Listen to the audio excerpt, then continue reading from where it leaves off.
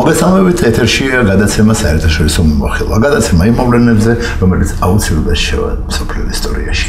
მაგრამ სანამ ეს არ მომხდარა, მე და ჩემი კოლეგა პოლიტიკური ანალიტიკოსი ემილ ლევლედიანი შევეცდებით ამ მოვლენების მოკლე ანალიზი გავაკეთოთ. გამარჯობათ.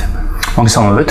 ერთი კვირა, ამისო უკვე ჩვენი პრემიერ-მინისტრი იმყოფება ამერიკის შეერთებულ შტატებში და საკმაოდ საინტერესო შეხვედრები ჰქონდა საერთაშორისო სავალუტო ფონდთან, სხვა უწყებების ხელმძღვანელებთან. მათ შორის ჯონ ბოლტონთან. ჯონ ბოლტონი არის თანაშემწე გემჩეველი უпроსორად ამერიკის შეერთებული შტატების პრეზიდენტის უსაფრთხოების დარგში. როგორ შეაფასებთ საერთოდ ამ ვიზიტს? ხა გაეროში გამოსვლა ჩვენ წინ გვაქვს, მაგრამ მე ზუსტად ამერიკასთან ურთიერთობების თვალსაზრისით ასე ვთქვა. ამერიკასთან ურთიერთობები პრინციპში საკმაოდ პოზიტიურად მიმდინარეობს, იმის გათვალისწინებით თუ რა განცხადებები კეთდება და ბოლო თვეების განმავლობაში შეგვიძლია ვთქვათ, რომ ძალიან ბევრი პოზიტიური განცხადება კეთდება და ქმედებებს რაც შეეხება, აქაც ჩვენ გვაქვს პოზიტიური მიმდინარეობა, იმიტომ რომ იყო ძალიან ბევრი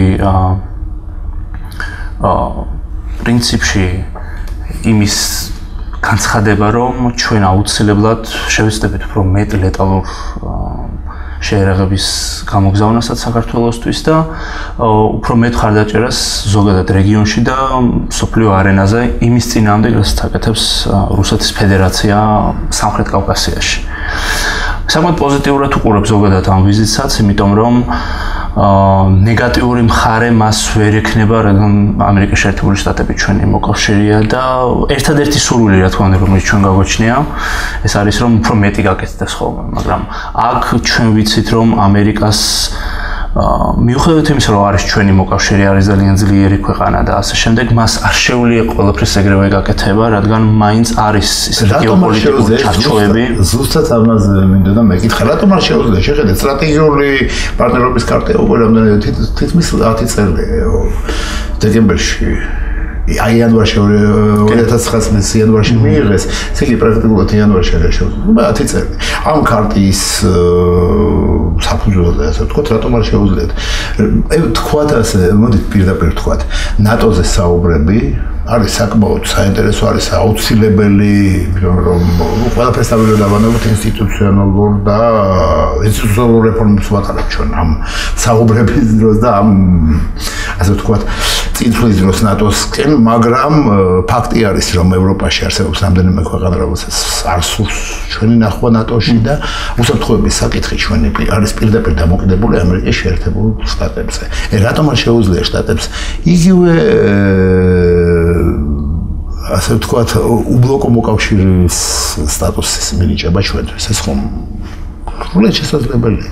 კი ბატონო, ნუ აქ ეხლა ჩვენ ამ რეგიონს თუ შევხედავთ ამერიკის გამოსახედიდან, აი ჩვენ ვივართ დღეს მაგალითად ვაშინგტონში და უყურებთ რა ხდება ამ რეგიონში, შეთვის ძალიან რთული იქნება როგორც ამერიკელი ლიდერისთვის აამაღლო საქართველოს სამხედრო სტატუსი, როგორც სიტყვაზე ამერიკის მოკავშირე, უბლოკო მოკავშირე, ან უბრალოდ აიყვანო ის ქვეყანა ნატოში ან ასე შემდეგ. რატომ? იმიტომ რომ შენ რო გადახედო, პრინციპში საქართველო გარშემორტყმულია რუსული ბაზებით, სიტყვაზე სომხეთში, ჩვენ გვაქვს ბაზები სიტყვაზე აქ უკვე ჩვენ ტერიტორიაზეც, აფხაზეთსა და სამაჩაბლოში და შესაბამისად ამერიკისთვის მიუხედავად მათი სურვილებისა, რომელიც დარწმუნებული ვარ არსებობს, მათთვის ძალიან რთული იქნება გეოპოლიტიკური თანაბიჯის გადადგმა. ამიტომაც რასაც ვხედავთ ჩვენ ბოლო 25-26 წლის განმავლობაში დამოუკიდებლობის მიღების შემდეგ, ეს არის ნელი პროცესი, პატარ-პატარა ნაბიჯებით იმისათვის, რომ ამერიკამ აამაღლოს თავისი სტატუსი აქ და ნელ-ნელა გააღწიოს საქართველოს სიტყვაზე იმ ორბიტიდან, რომელსაც რუსეთი განიხილავს როგორც თავის ახლო სამეზობლოს და თავის გავლენის სფეროს.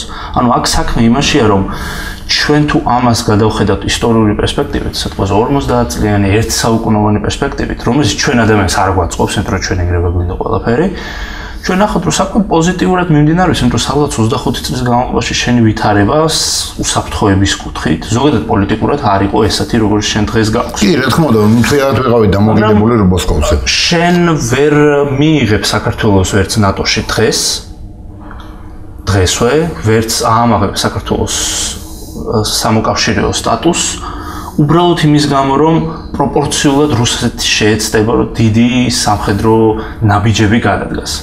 სამხედრო ნაბიჯები აგრესია პირდაპირ აგრესიას გულისხმობს. ყოველ შემთხვევაში დიპლომატიურ დონეზე და მე რაღაც წვრთნების და უფრო მეტი სამხედრო პოტენციალის შექმნა სიტყვაზე აფხაზეთს და სამაჩაბლოში და ეს რაღაცნაირად საფრთხეს შეუქმნის შეიძლება თანამედროვე საქართველოს ხელისუფლებასა და ზოგადად ქვეყანასაც და ამიტომაც ამერიკელები ძალიან ფრთხილობენ და რომ გადავხედოთ ძალიან სწორ ნაბიჯებს დგამენ თვიდან თვემდე, კვირიდან კვირამდე, თვიდან თვემდე იმისათვის რომ საქართველო ნელ-ნელა გამოვიდეს ამ საკუთარ რთული გეოპოლიტიკური მდგომარეობიდან.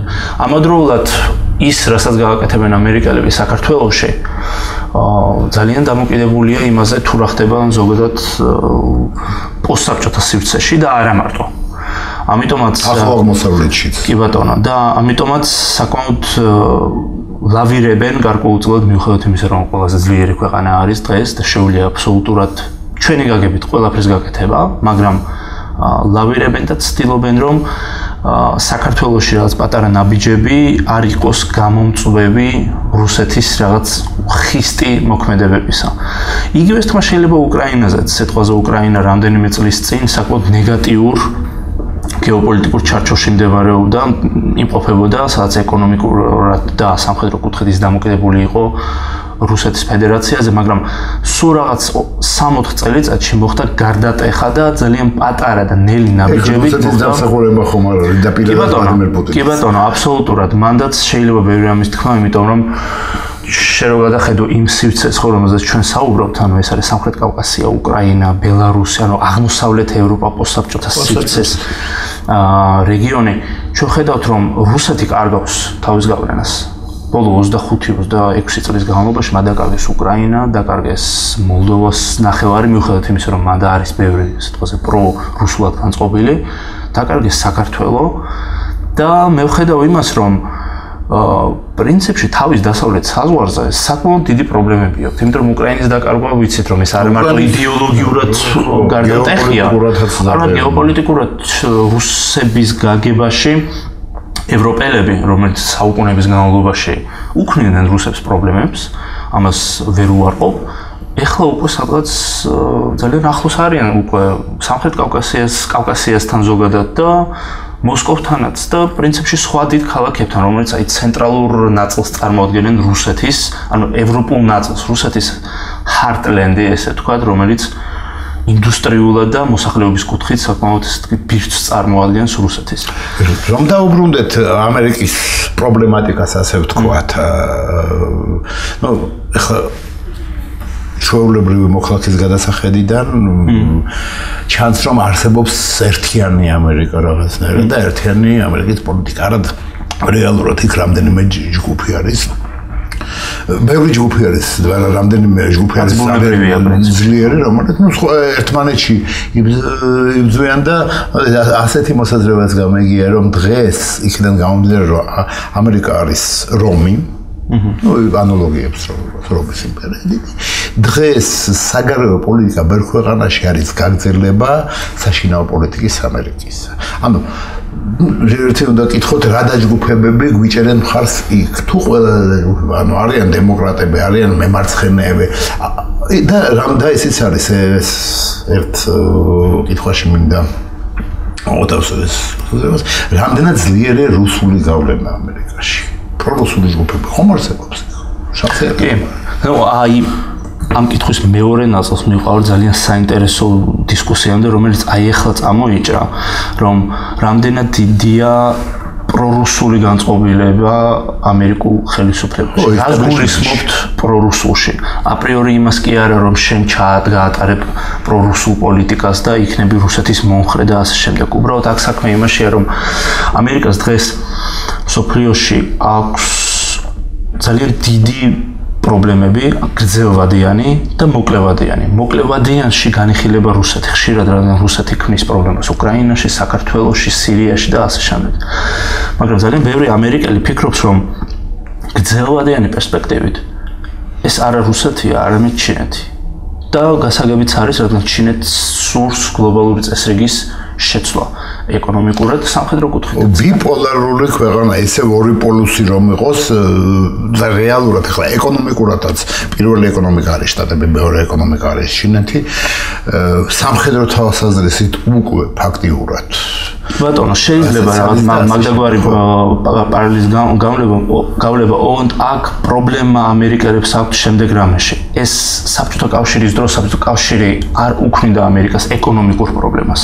ეს იყო კომუნიზმი, იდეოლოგია და ეს იყო იდეოლოგიური ეს, მაგრამ დღეს ჩინეთი ამერიკას უქმნის ზუსტად ეკონომიკურ საფუძველზე პრობლემას. კერძოდ ის, რომ მას სურს ევრაზიის გარდაქმნა ისე, რომ მთელი რესურსები ჩინეთში წავიდეს. თან ჩინეთს არა აქვს ისეთი ჩინეთს კატეგორიულად არ უნდა რომ შტატებში აღიქვამდეს რომ კი ბატონო, აბსოლუტურად. კატეგორიულად ეს არის ჩინეთი ყველანაირად და არც ერთ გამოცემაში ჩინელი მკვლევარების მიერ გამოქვეყნებულში ჩვენ ვერ ნახავთ იმას, რომ ჩინეთს სურს რაღაც გრანდიოზული, მაგრამ საქმე იმაში არის, რომ ამერიკის სიძლიერე დაკნობილია იმაზე, რომ ეკონომიკურად აკონტროლებს სოფლიოში მიმდინარე პროცესებს, რომელსაც ამაგრებს ძლიერი ფლოტით და სამხედრო ძალით. მაგრამ თუ შენ წართვი მას ეკონომიკური ბერკეტი, რომელიც მას გააჩნია და მთელი ქვეყნების, ანუ ყველა ქვეყნის სიტყვაზე პოტენციალი მიმართული იქნება ჩინეთისკენ, აი მაშინ აქ იქნება ის პრობლემა და ამას მივყავართ ზუსტად იმ საკითხამდე. რუსეთი ვის მხარეს უნდა იყოს? ხო, ეს ზუსტად მე ხშირად მექნება ისეთი შტაბილიზება, რომ შტატებს სჭირდება, რომ რუსეთი ერთის მხრივ იყოს რაღაც გამოიყენონ რუსეთი ჩინეთის წინააღმდეგ, მაგრამ მეორეს ის რომ ჯობია რუსეთი იყოს ჩინეთთან. რა ვიცი რატომ ეს მაგრამ არის ესეთი მოსაზრება, ჯობია რუსეთი იყოს ჩინეთთან და აქ უფრო გარკვეული იქნება ყველაფერი კონფიგურაცია და რუსეთი როგორც დამოუკიდებელი მოთამაშე არავის არ აწყობს პრინციპში და ვერც იქნება. ეს არის რეალურად პრობლემა და როგორც ჩანს ამერიკელები ამაზე ფიქრობენ, იმიტომ რომ იყო ბევრი ეს თქვათ სტატია ინსაიდერული მონაცემებზე დაკნობილი, რომ იგივე მაგათ ჰენრი კისინჯერიც კი სთავაზობდა ტრამპს, რომ მას შემდეგ რაც შენ გახდები პრეზიდენტი, ანუ როდესაც უკვე გაირკვა, რომ ტრამპი გამარჯვებული იყო, რომ შენ აუცილებლად უნდა დააყენო ეს საკითხი, რუსეთი ვის მხარეს უნდა იყოს, ჩვენ გვირჩევნია, რომ რუსეთი ჩვენთან იყოს და მან ბევრი მიზეზი არის, რატომ ბოლოს და ბოლოს ამერიკელებმა კარგად იციან რა არის პოტენციალი რუსების და რისი გაკეთება შეუძლია. მათ კარგად იციან, რომ რუსეთი თავისი ისტორიული პოტენციალიდან გამომდინარე არ შეეცდება მსოფლიოში ბატონობის თვის ბრძოლას და ეს სხვა, ანუ რუსეთს არა აქვს ამის პრეტენზია. საბჭოთა კავშირი გარკვეულწილად გამონაკლისი იყო, რომელიც 50 წლის განმავლობაში გაგრძელდა. მაგრამ ამერიკელებმა არ იციან რა იქნება ჩინეთი. როგორი იქნება ეს ჩინეთი, მსოფლიო ჩინეთის ბატონობის ქვეშ, ძალიან ეს ჰიპოთეტურად რომ ვიმსჯელოთ, პაქსინიკა. აბსოლუტურად არავინ არ იცის ამის შესახებ, რადგან ესეთი რამე პრეცედენტი მსოფლიო ისტორიაში არ ყოფილა. სხვადასხვა არც რუსებმა იციან. და აქ უკვე მეორე მხარეს გადავდივართ, ანუ რუსები რას ფიქრობენ?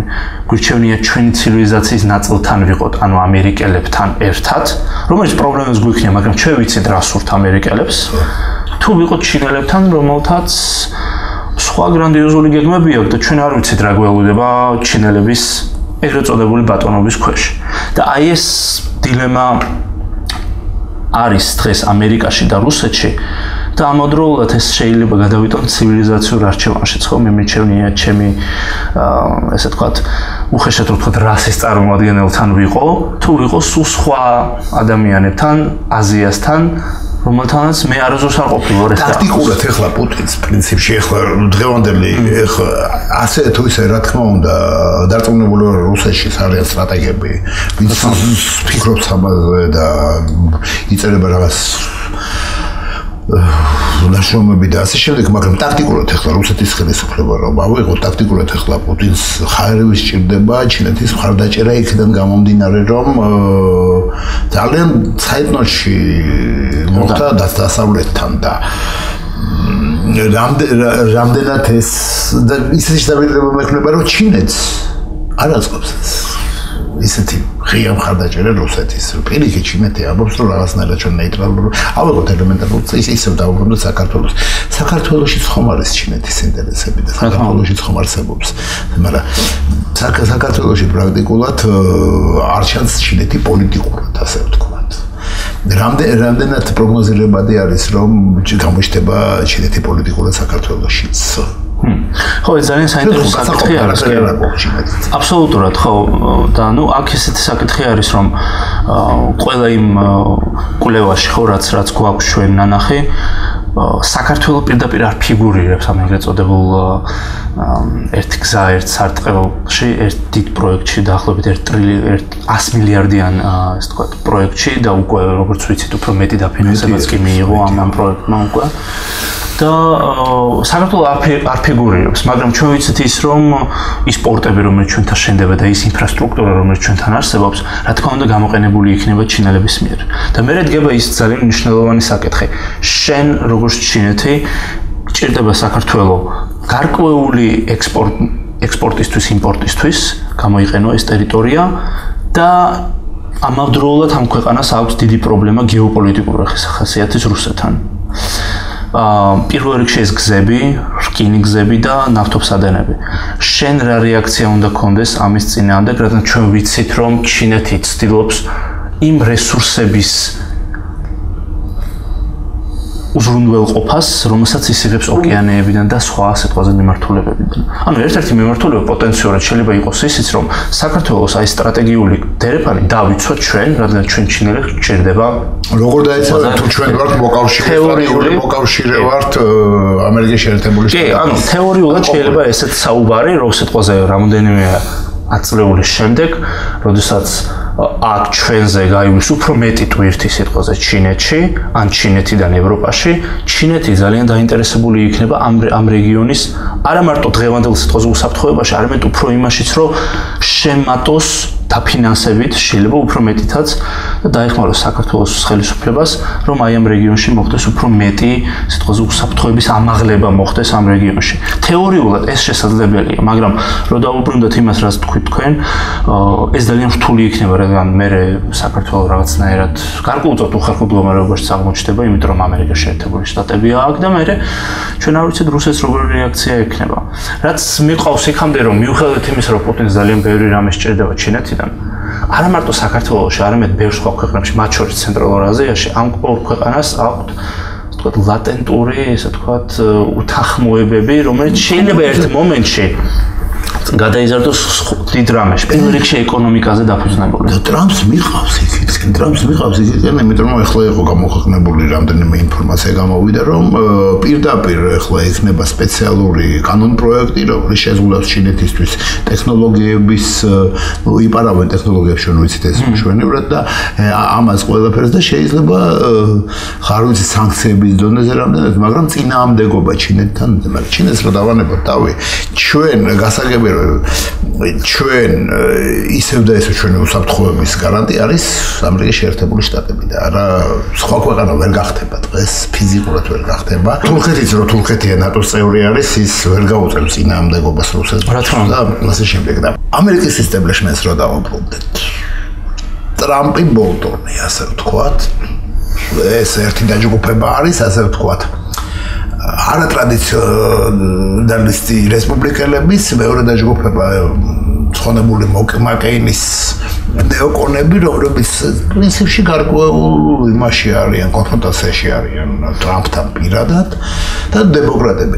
ამ ჯგუფებიდან რომელზე თქვენ გააკეთებდით ფსოს, დადებდით ფსოს საქართველოს მთავრობის. თუ სამივეზე უნდა დავდოთ ფსონი, ისედან გამომდინარე, რომ ძალიან მიუხედავად იმისა, რომ დღეს ამერიკის შეერთებულ შტატებში შეხედავთ იმას, რომ ტრამპი ხშირად ამბობს საკმაოდ პოზიტიურ რამეს რუსეთის მიმართ და ესეთი ამბივალენტური შეგრძნება გრჩება, რომ ვინ ვისკენ არის აქ და ვის რა სურს, მე ვიტყოდი, რომ ქმედებებში ყველა ძალა პრინციპში არის იმის მომხრე, რომ უკრაინას, მოლდოვას, საქართველოს და სხვა ქვეყნებს, რომელიც სტრატეგიულად მნიშვნელოვანია რუსეთისა და მერე ჩინეთის შესაკავებლად, მათ მხარდაჭერას უწევენ. ანუ მე ვერ ვიტყვი იმას, რომ მაინც და მაინც ერთი რომელიმე ძალა არის უფრო მეტად მხარდამჭერი და მეორე ანტი მხარდამჭერი, ან უბრალოდ მხარდაჭერი. გამოკვეთილად არა. წინააღმდეგი.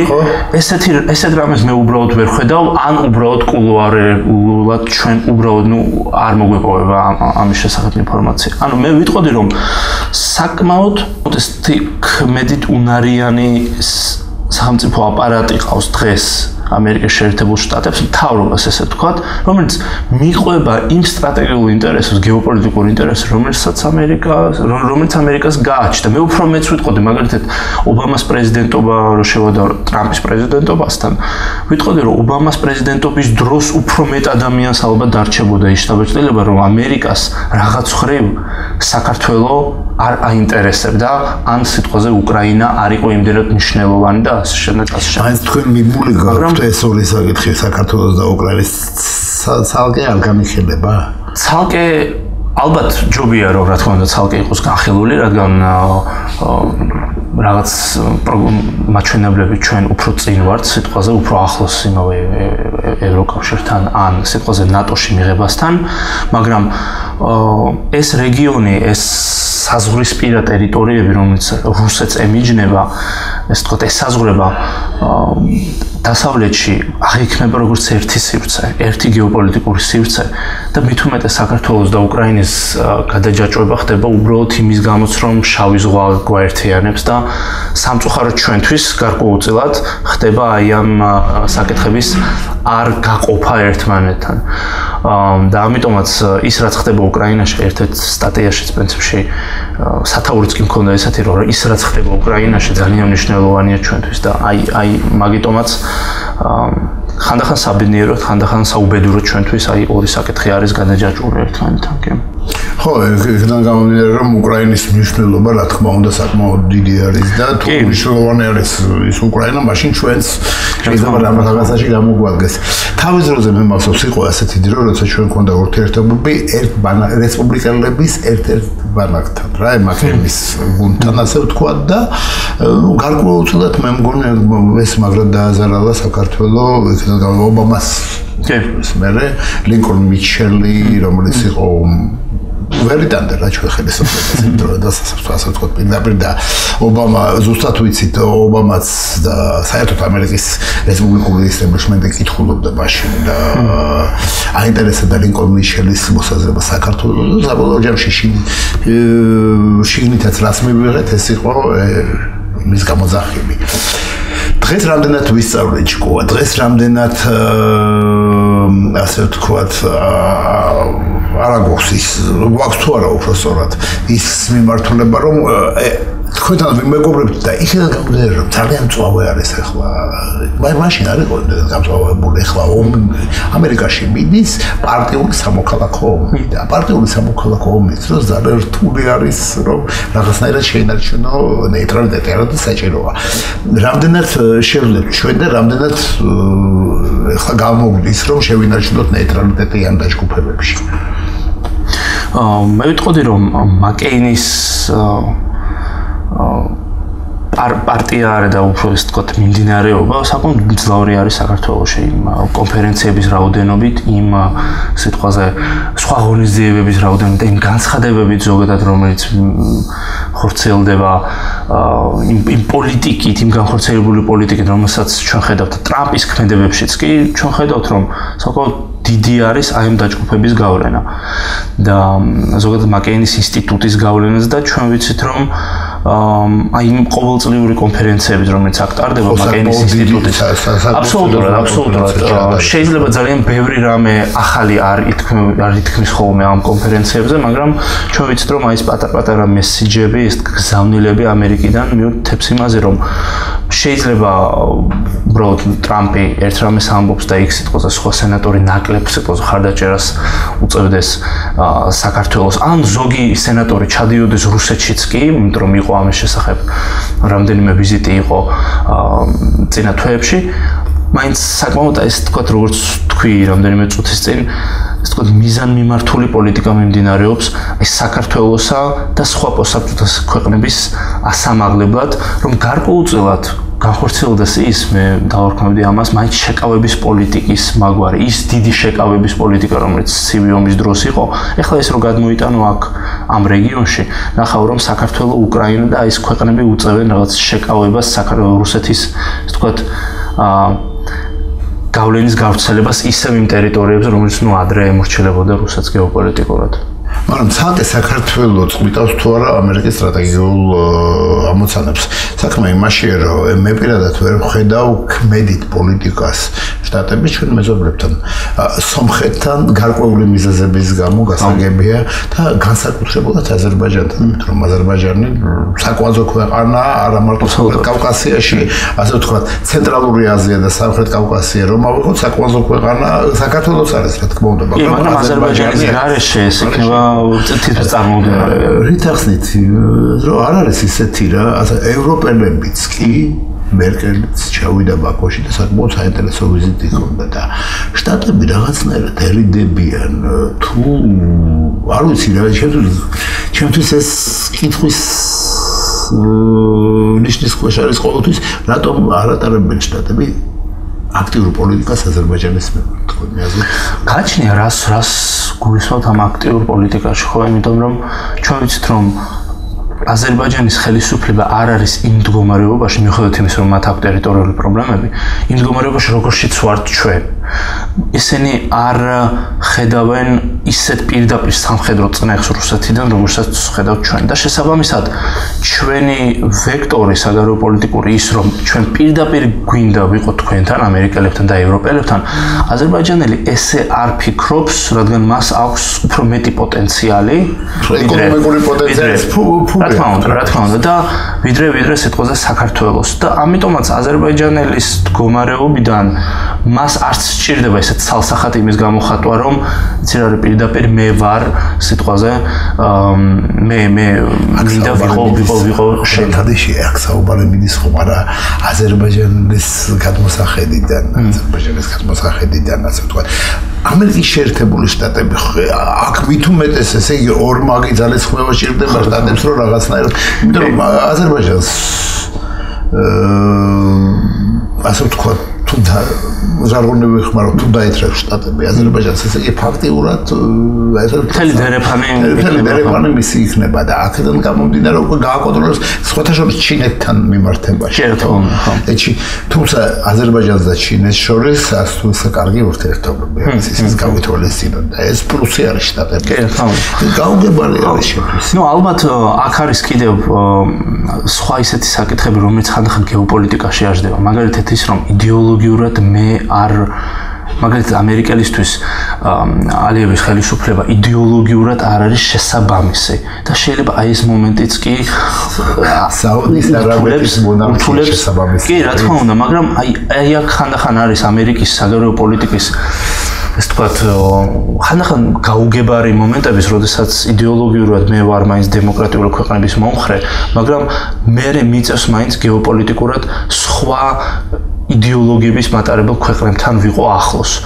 და ამიტომაც მე თავიდან ვთქვი, რომ მიუხედავად იმის, რომ საუდის არაბეთთან კი ბატონო ახლოს არიან და ბევრ სხვა მსგავსი ხელისუფლების მქონე ქვეყნებთან, მაგრამ აი აზერბაიჯანელებთან არ არიან და მე ამაში ვხედავ იმასაც, რომ არა მარტო ის, რომ ამერიკელებს არ სურთ აქტიური პოლიტიკის გატარება, არამედ აზერბაიჯანიდანაც არ მოდის ის სიგნალები, უბრალოდ იმის გამო, რომ მათ გარკვეულწილად არ სჭირდებათ შეიძლება ამ მომენტში, იმიტომ რომ ირანსა და რუსეთს შორის მიმდინარეობს ეს თქვათ არ ვიტყოდი ბრძოლა, მაგრამ გარკვეულწილად ეს თქვათ ინტერესები იმის შესახებ თუ ვინ იქნება უფრო მძლავრი აზერბაიჯანში ხო? მეორე მხარე ავიღოთ, ესე იგი აზერბაიჯანი დღეს გახდა ირან და რუსეთს შორის, ასე ვთქვათ ну საკმაოდ სერიოზული ფაქტორი დამაკავშირებელი ეს დერეფნები და ასე შემდეგ და ეს პრინციპში ხო ვახსენე რომ ჩინეთთან არ აქვს თლად კარგი ურთიერთობები აზერბაიჯანს მეორეს მხრივ ირანის და რუსეთის ფაქტორიც საკმაოდ გაიზარდა აზერბაიჯანში და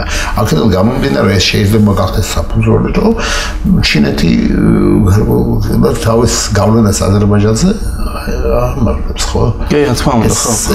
თუ შტატებში იმდენად არაპრიორიტეტული არის ჩვენი რეგიონი, რომ უბრალოდ ხო, ჩვენ რა თქმა უნდა ხშირად ან მეც გარკვეულწილად იმის მომხრე ვარ ხოლმე, რომ აი საქართველოს და აი ჩვენი რეგიონი ჩაისვას აი საერთო კონტექსტში, რომელიც არსებობს ევრაზიაში, რუსეთის გარშემო, ჩინეთის გარშემო, იმიტომ რომ ცალკე საქართველოს ესე განხილვა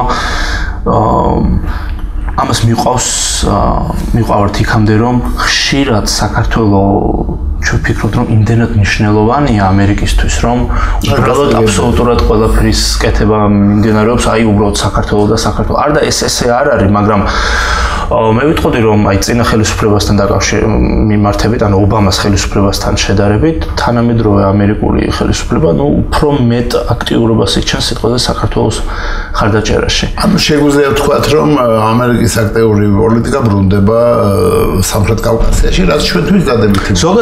ზოგადად რუსეთის წინააღმდეგ მიმართებაში ეს საკმაოდ აქტიურად მიმდინარეობს დღეს და საქართველოს წარმოადგენს ერთ-ერთ ესე ვთქვათ მიმართულებას აი ამაში. მე ვერ ვიტყოდი, რომ მხოლოდ საქართველოს. ვიტყოდი, რომ აი ჯამში ხდება ეს. უბრალოდ ამას მივყავართ კიდევ ესეთ გლობალურად რო შეხვდო გრძელვადიან პერსპექტივაში, ამას მივყავართ ერთ ძალიან მნიშვნელოვან საკითხამდე.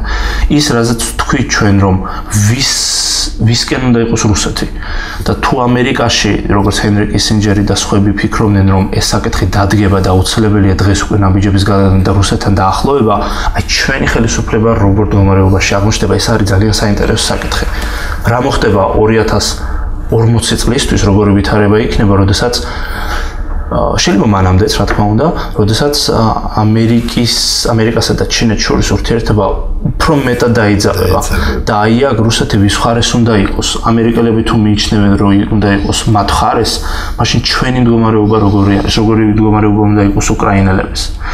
და აი ეს ფუნდამენტური საკითხი არის, რაზედაც კვლევები და ალბათ დისკუსიებიც უნდა იმართებოდეს სიტყვაზე თანამედროვე საქართველოში, იმიტომ რომ დღეს უახლოვდებით 2020 წელს, სადაც 15 წელიწადზე ვსაუბრობთ, აი ამ პერიოდში მოხდება ეს გარდატეხა ამერიკის საგარეო პოლიტიკაში. ან მეორე ვარიანტი არის, რომ ამერიკელები უბრალოდ მიდიან ყველას წინააღმდეგ. ჩინელების, რუსების, თურქების და ირანელების 4 საკვანძო ქვეყნის ევრაზიაში. რომელიც ძალიან რთული ხდება ასე უკვე. დღეს ამას ვხედავ, მაგრამ ამერიკელები ამას ვერ ვიტყოდი, რომ არ აქვთ პოტენციალი, აქვთ, მაგრამ ეს იქნება ძალიან რთული. ეს თითქმის წარმოუდგენელი იქნება მაინც. ანუ იმპერიის 4 დიდ ქვეყანას შეეწინააღმდეგო ევრაზიის კონტინენტზე. თან ესეც საკვანძო მსოფლიო იმპერიის ამოცანა რა არის? მსოფლიო იმპერიის ამოცანა არის ის წესრიგი, რომელიც აკმაყოფილებს შტატებს და აქედან გამომდინარე მე მგონი ძალიან ლოგიკური არის რომ მიდის ყველა იმ ქვეყნის წინააღმდეგ ვინც უფლის საფრთხეს ევროკავშირი ვის წინააღმდეგაც შეუძლია გაელაშქროს თუ უფლის საფრთხეს ამ დღის წესრიგს შედგენილი არის კაპიტოლიუმში, თეთრ სახლში, სახელმწიფო დეპარტამენტში და ასე შემდეგ და კიდევ ერთი რეპლიკა მაქვს ასეთი რომ ვისთან იქნება ამერიკა ხომ არ არის დამოკიდებული ამერიკა კი არა რუსეთი ამერიკასთან თუ ჩინეთთან ხომ არ არის დამოკიდებული იმაზე როგორი იქნება რუსეთი ამ დროს კი აბსოლუტურად რა თქმა უნდა მაგრამ ჩვენ ალბათ იმაზე უნდა შევთანხმდეთ რომ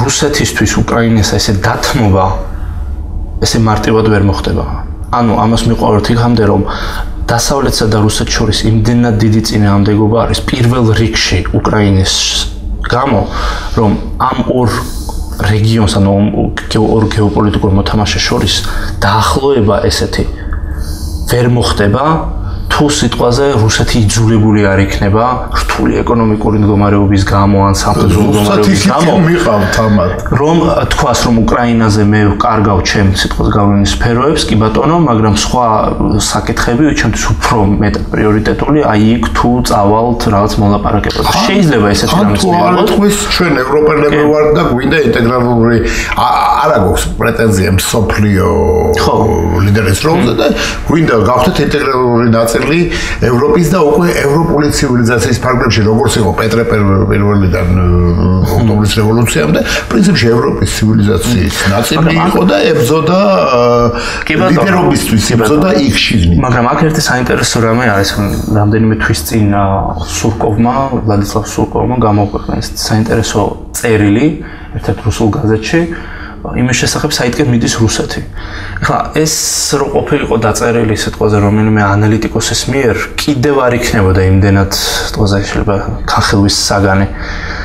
მაგრამ ეს სულკოვი გასაგებია რა თანამდებობას იკავებს საკმაოდ მაღალს და ის კულუარული ინფორმაციები და ამ შემდეგ აი ჩანდა აი იმ სტატიაში კერძოდ რა რომ რუსეთი განაწყენებულია დასავლეთზეო და ჩვენ ვიმალებით ევრაზიის ჩრდილოეთით სადაც მდებარეობთ და ვიკეტებითო ეგ არ ნიშნავს რომ არ ვიმეგობრებთო არავისთან არა ვიმეგობრებთ მაგრამ იცოდეთ ჩვენ გვეწყინაო ჩვენ ვიკეტებით ყველასგან ჩვენ არც თქვენთან ვიქნებით ევროპელებთან და არც თქვენთან აზიელებთან ჩვენ ჩვენთვის ვიქნებითო და შეიძლება ეს გაგრძელდეს 100 წელიწო ანუ აი საიტკენ მიდის აი ეს ძალიან საინტერესო არჩევნის გაკეთება მოუწევს რუსეთს თვითმყოფებადი არ არის რუსეთი ანუ რუსეთის იზოლაციონიზმი არის ძნელად წარმოსადგენელი ჩემთვის იმართლა კონტინენტური იმპერიის იზოლაციონიზმი პრინციპში წარმოადგენელია კი ბატონო ხო და პლუს ამას კიდევ ერთი მომენტი სურკოვი არის იმ გარკვეული პოლიტიკური ძალების წარმომადგენელი რომლებიც არიან ახლა ხელისუფლებაში ხელისუფლების შესვლის შემდეგ თან კრიზისული მოვლენების ფონზე რა იქნება ესეც ძალიან საინტერესო საკითხია და ამაზე ჩვენ ცალკე ვილაპარაკებთ საფრთხე ჩვენი დრო უკვე ამოვიწურა ძალიან დიდი მადლობა საინტერესო საუბრისთვის მადლობა რომ იყავით დღეს ჩვენთან კარგად გრძელდებოდეთ მომავალ შეხვედრამდე